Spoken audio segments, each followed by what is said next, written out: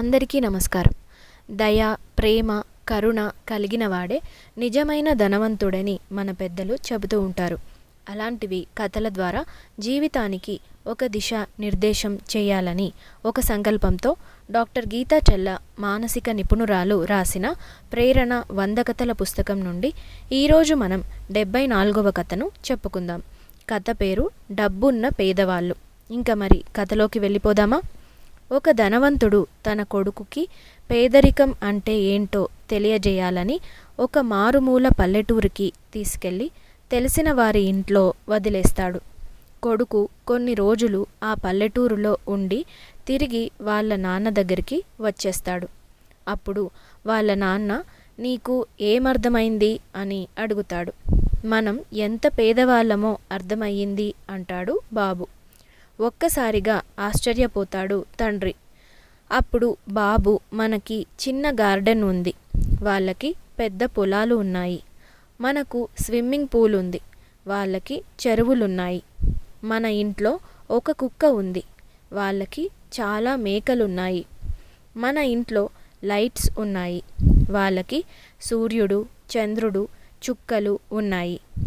ఇప్పుడు నాకు తెలిసింది మనం ఎంత పేదరికంలో ఉన్నామో అని చెబుతాడు.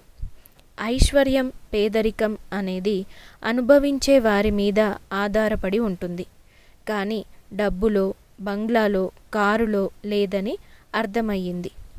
కథలో మనసుతో సంపదను కొలవాలని తెలుసుకున్నాం. బీద గొప్ప మనలో ఉంది. ఎక్కడో చదివినట్టు పేదవాడు గుడి బయట అడుక్కుంటాడు, ధనవంతుడు గుడి లోపల అడుక్కుంటాడు. మరి బీద గొప్ప అనేది ఒక పరిస్థితి మాత్రమే. సృష్టి ధర్మం ప్రకారం పరిస్థితులు మారాల్సిందే.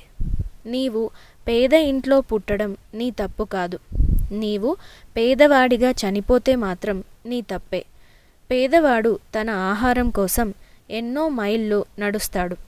ధనవంతుడు తిన్నది అరగడం కోసం నడుస్తాడు. ఎంత సంపాదించావు, అకౌంట్లో ఎంత డబ్బు ఉంది అనేది ముఖ్యం కాదు.